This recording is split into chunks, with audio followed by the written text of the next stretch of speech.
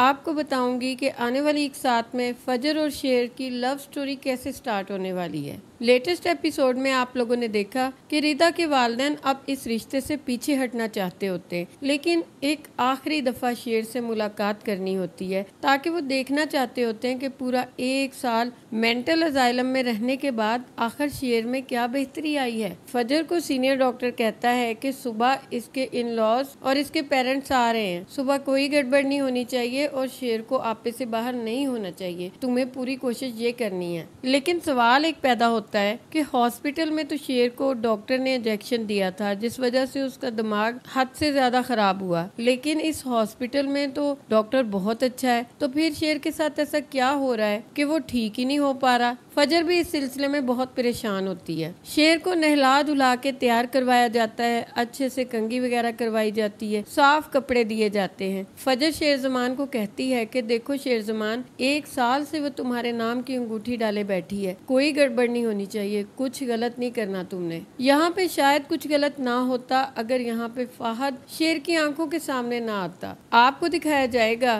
कि एक अनजान इंसान शेर जमान के कमरे में आता है और उसकी ड्रिप में फिर से इंजेक्शन शामिल कर देता है, लेकिन सवाल ये भी है कि उसे हर वक्त ड्रिप क्यों लगी हुई है। बहरहाल इस इंजेक्शन की वजह से शेर फिर आपे से बाहर हो जाएगा। इन्हीं मेडिसिन की वजह से शेर की हालत संभलने नहीं पा रही। आपको दिखाया जाएगा कि रिदा और उसकी वालदा, शेर की वालदा, फाहद और सब लोग वहाँ पर आए होते हैं। शेर वहाँ पे आता है तो उसको अपनी कुछ तबीयत बेहतर नहीं लग रही होती, हालांकि फजर ने उसे बहुत समझाया होता, लेकिन वो क्या करता, उसको मेडिसिन ही ऐसी दी गई होती कि उसका दिमाग आपे से बाहर हो जाता। यहाँ पर जैसे ही फाहद उसके सामने आता है, शेर को उसे देखते ही तैश आ जाता है, क्योंकि माजी में फाहद ने ऐसा बहुत कुछ किया था कि उसको देखकर शेर को गुस्सा आए और लास्ट टाइम की बात उसके जहन में आ जाती है जब वो इसकी बहन की वीडियो बना रहा था। शेर एकदम गुस्से से उठता है और फाहद की गर्दन पकड़ लेता है। इसके बाद रिदा कमरे में दाखिल होती है। रिदा को देखते ही दूसरे हाथ से उसकी गर्दन भी पकड़ लेता है और उसे कहता है कि तुम्हें किसने भेजा है? मेरे दुश्मनों ने भेजा है, मेरे बाप के कातिल हो तुम सब लोग, मेरे बाप को क्यों मारा तुमने? ये बातें वो फाहद से कहना चाहता था, लेकिन कह रिदा से रहा होता है। हालांकि उसे भी पता होता है कि रिदा उसकी मोहब्बत है, लेकिन इस टाइम उसका दिमाग उसके कंट्रोल में नहीं होता। बड़ी मुश्किल से रिदा और फाहद को उसके चुंगल से छुड़वाया जाता है और शेर को इंजेक्शन लगा के यहाँ से ले जाया जाता है। शेर की माँ के आंसू नहीं थम रहे होते अपने बेटे की यह हालत देखकर, क्योंकि यही एक मौका होता है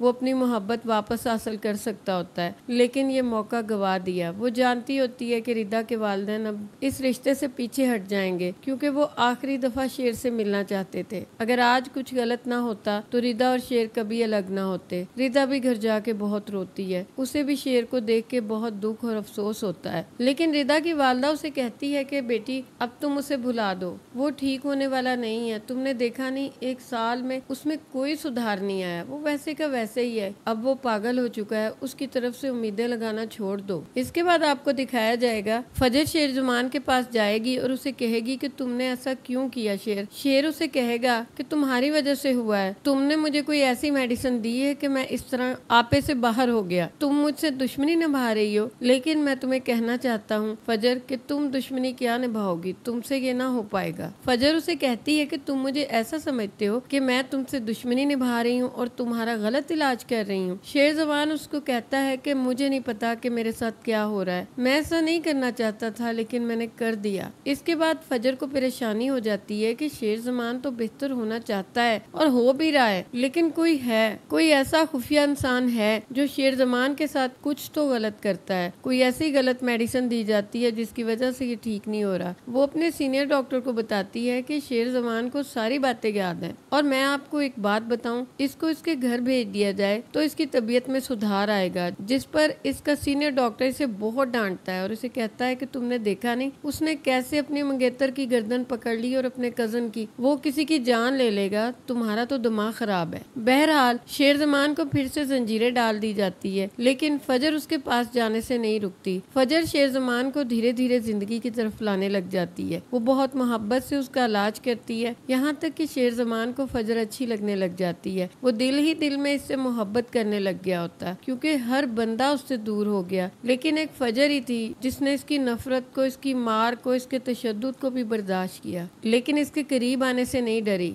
यहाँ पर आप लोगों को दिखाया जाएगा कि फजर को धीरे धीरे ये बात समझ आ जाएगी कि शेरजमान की मेडिसिन चेंज हो रही है, वक्तन फक्तन इसे गलत डोज दी जा रही है, जिसकी वजह से ये बेहतर नहीं हो रहा, क्योंकि बदर जमान ने यहाँ के सब स्टाफ को खरीद लिया होता है, जिसका आइंदा आने वाली एक साथ में फजर को पता चलने वाला है। फजर को जब ये सब पता चलेगा तो वो किसी को खबर नहीं होने देगी कि वो ये जान चुकी है, लेकिन शेरजमान के पास आके उसे बता देगी कि तुम्हारे दुश्मन तुम्हें ठीक नहीं होने दे रहे, तुम्हें गलत मेडिसिन दी जा रही है, तुम्हारा गलत इलाज हो रहा है शेरजमान, इस वजह से तुम ठीक नहीं हो रहे, लेकिन मेरी बात याद रखना, मैं ऐसे नहीं होने दूंगी। शेरजमान इसे बोलेगा कि फजर तुम इस लड़ाई में ना आओ, ये ना हो मेरे बाप की तरह तुम्हें भी कोई नुकसान पहुंच जाए। फजर इसको बोलेगी कि मैं जान पे खेल जाऊंगी, लेकिन तुम पे आंच भी नहीं आने दूंगी। इसके बाद आपको बताया जाएगा, शेरजमान इसको बोलेगा कि देखना एक दिन तुमको भी यही कहा जाएगा कि इसको मार दो। उधर दूसरी तरफ बदर जमान और उसके बेटों ने पूरे कारोबार, जमीनों पे और घर पे कब्जा जमा लिया होता है, हर तरफ अपनी हुकूमत कायम की होती है और शेरजमान की दोनों माओं को बेबस करके रख दिया होता है। इधर फाहद की शेरजमान की छोटी बहन के साथ धीरे धीरे बदतमीजियां बढ़ती जा रही होती हैं। वो इस बात की शिकायत अपनी बड़ी बहन से करती है, वो अपने शौहर को बताती है, लेकिन वो इस बात का नोटिस ही नहीं लेता। वो कहता है कि ये सब गलत है, फाहद ऐसा नहीं है, तुम्हारी बहन ही ऐसी है। इस बात पे उन दोनों की काफी लड़ाई हो जाती है। आने वाली एक साथ में आपको ये भी दिखाया जाएगा कि वो मुलाजमा जो कि शेरजमान की बहन पे तावीज वगैरह करवा रही है, वो उसी का कोई जेवर चोरी करके उस तावीज करने वाली अम्मा को देकर आएगी, ताकि वो कोई ऐसा तावीज करके दे कि शेरजमान का बहनोई उसके कब्जे में आ जाए। आपको दिखाया जाएगा कि ये मुलाजमा शेरजमान की बहन को काफी टफ टाइम देने वाली है, इसकी वजह से वो काफी डिप्रेशन में रहेगी, लेकिन बिलाखिर ये लोग इस मुलाजमा को घर से निकाल देंगे, क्योंकि उसका शौहर ये बात नहीं मानेगा कि उसका इस मुलाजमा से कोई भी ताल्लुक है। आपको दिखाया जाएगा कि धीरे धीरे शेरजमान की सारी बहनें और उसकी बड़ी माँ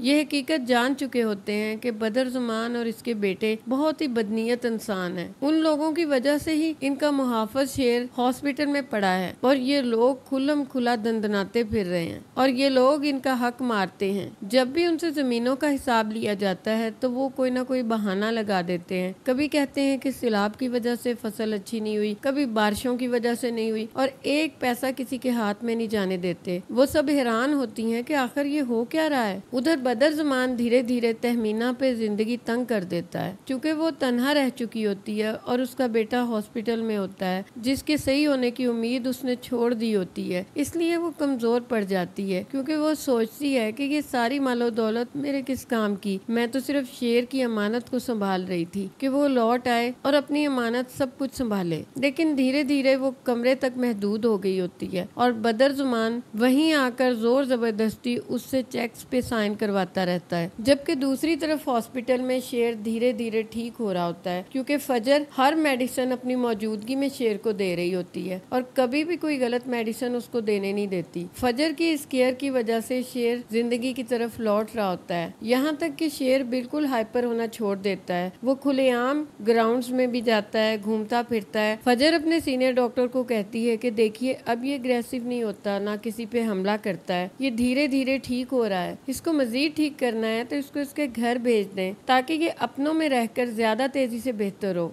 डॉक्टर्स इसके मुख्तलिफ टेस्ट करते हैं, जिसके नतीजे में पता चलता है कि शेर अब काफी हद तक नॉर्मल हो चुका है। उधर बदर जमान को जब ये पता चलता है कि शेर बेहतरी की तरफ जा रहा है तो वो बहुत परेशान होता है कि जब वो वापस आएगा तो ये सब कुछ तो मेरे हाथ से छिन जाएगा। और उसके बेटे भी बहुत परेशान होते हैं, लेकिन वो अपने बेटों को तसल्ली दिलवाता है कि हमने उसके बाप को जिंदा छोड़ा है, जो उसको छोड़ेंगे, अगर वो ऐसे नहीं टलेगा तो हम उसकी जिंदगी ही खत्म कर देंगे। उससे डरने की क्या जरूरत है, हम ज्यादा हैं, वो अकेला है, वो क्या कर लेगा। उधर आपको दिखाया जाएगा कि फजर को बिलाकर शेर के घर जाने का इजाजतनामा मिल ही जाएगा और शेर घर जाने के लिए तैयार होता है। वो बहुत खुश होता है, बहुत एक्साइटेड होता है। इधर फजर के वालिद को पता चलेगा कि शेर जमान इसके हॉस्पिटल में एडमिट है, तो वो फजर को बुलवा के कहेगा कि आज तुम्हें एक मौका दे रहा हूँ, अगर तुमने मेरी ये बात मान ली तो मैं तुम्हारी सारी गलतियाँ माफ करके दोबारा तुम्हें पहले वाली हैसियत दे दूंगा। फजर बहुत खुश हो जाती है, वो अपने वालिद से पूछती है कि कहिए अब्बा, मेरी जान भी हाजिर है। तो वो कहता है कि तुम्हारी जान नहीं, शाहजमान की नस्ल को खत्म कर दो, मार दो शेर जमान को। फजर फजर उनको कहती है कि अब्बा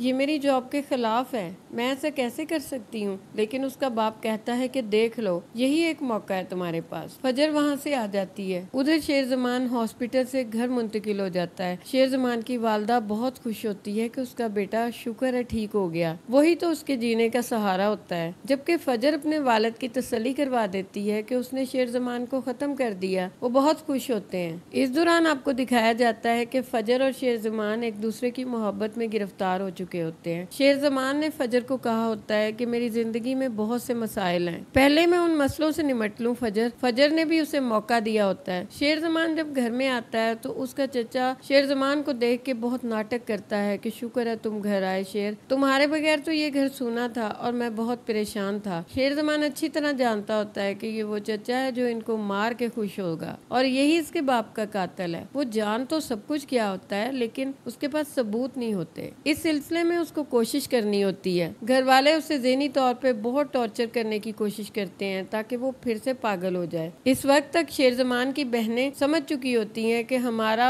मुहाफ़िज़ सिर्फ शेर जमान है। उसकी सुतेली वालदा भी इसके घर आने पे बहुत खुश होती है क्योंकि उसके दमादों ने और बदर जमान ने उन लोगों के नाक में दम कर रखा होता है। इसकी बहनें मुकम्मल तौर पे अपने भाई की सपोर्ट करती हैं। शेर जमान सबसे पहले तो इस बात की इन्वेस्टिगेशन करवाता है कि आखिर उसके बाप को किसने कत्ल किया। शेर जमान के जहन में उस ट्रक का नंबर आज तक नहीं निकला होगा। शेर जमान उस ट्रक ड्राइवर को ढूंढ निकालेगा। जब काफी ज्यादा उस पर तशद्दुद किया जाएगा तो वो बता देगा कि उसकी कोई गलती नहीं है, उसको बदर जमान ने पैसे दिए थे इस काम के, वो तो सिर्फ एक मोहरा था। इधर शेर जमान आके घर के हालात ठीक करता है, कारोबार को दोबारा से सेट करता है और बदर जमान को आखिरकार जेल में पहुंचा देता है। इसके साथ ही आप देखने वाले हो कि शेर जमान की बहनें अपने शोहरों से डिवोर्स ले लेंगी। शेर जमान उन लोगों को घर से निकाल देगा और इस तरह से वो अपने घर का निजाम दुरुस्त करेगा। ये सब होने के बाद फजर उसको बोलेगी कि शेर जमान अब वो वक्त आ चुका है कि जब हम एक हो जाएं। शेर जमान उसको बोलेगा कि ठीक है, तुम अपने घर वालों से बात करो, जैसे ही मुझे बताओगी मैं अपनी वालदा के साथ तुम्हारे घर आऊंगा। फजर जैसे ही अपने घर में बात करती है तो उसका बाप तो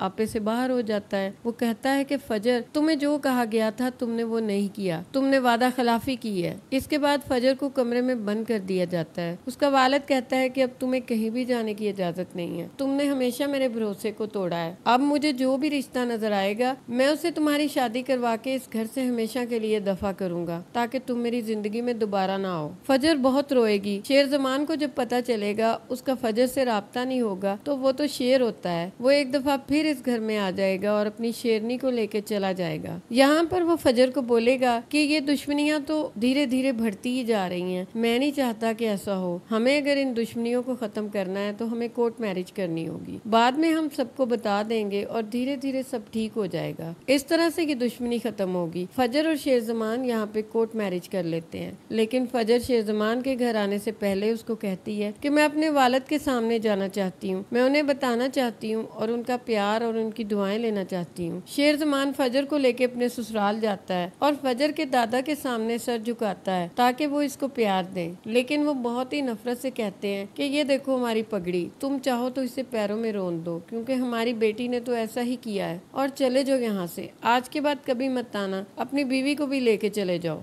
मर गई है ये हमारे लिए। फजर के वालिद ने फजर के घर में आने से पहले ही घर में कुरान खानी करवाई होती है और कहा होता है कि ये इसाले सवाब के लिए है। उनको जब पता चलता है कि फजर घर में आई है तो वो फजर को हाथ से पकड़ के घसीटते हुए शेर जमान की गाड़ी में बिठा देते हैं और कहते हैं कि ले जाओ इसे, आज के बाद कभी वापस ना आना, ये मर गई है हमारे लिए। फजर यहाँ पे बहुत रोती पीटती है, अपने बाप को आवाजें देती है, लेकिन वो इसकी बातें नहीं सुनते और गेट बंद कर देते हैं, दरवाजे के साथ लग के आंखें बंद कर लेते हैं। फजर की वालदा भी रोती पीटती है। फजर का वालिद मौलवी साहब को कहता है कि मौलवी साहब दुआ कीजिए, मरने वाली का नाम फजर है, वो अब इस दुनिया में नहीं रही। इसके बाद वो फजर पे इन्ना लिल्लाह भी पढ़ लेता है। शेर जमान फजर को लेके अपने घर चला जाता है। यहाँ पर फजर का दिल बहुत ज्यादा टूट चुका होता है, लेकिन शेर जमान उसकी ढारस बनता है। धीरे धीरे इनकी जिंदगी बेहतर होती है। उधर दूसरी तरफ फजर के वालिद को आहिस्ता आहिस्ता ख्याल आता है कि वो दुश्मनी में अपने साथ ही गलत कर रहा है, उसने अपनी औलाद के साथ गलत किया। फजर का दादा इस दौरान फौत हो चुका होता है। इस घर में सिर्फ फुप्पो और फजर का वालिद रह गए होते हैं, जबकि फजर का चचा तो पहले ही अपने बीवी बच्चों को लेके अलग हो चुका होता है। आपको दिखाया जाएगा जाएगा कि फजर बार बार अपने वालिद से मिलने आई होती है, लेकिन वो दरवाज़ा कभी नहीं खोलते उस पर। लेकिन आखिरी किस्त में दिखाया जाएगा कि फजर इस घर में आती है तो उसका वालिद दरवाज़ा खोल के अपनी बेटी को वेलकम करता है, सीने से लगाता है और अपनी बेटी की सालगिरह का सारा इंतजाम करता है, और इस तरह से फजर की बर्थडे मनाई जाती है और ये सब हंसी खुशी रहते हैं।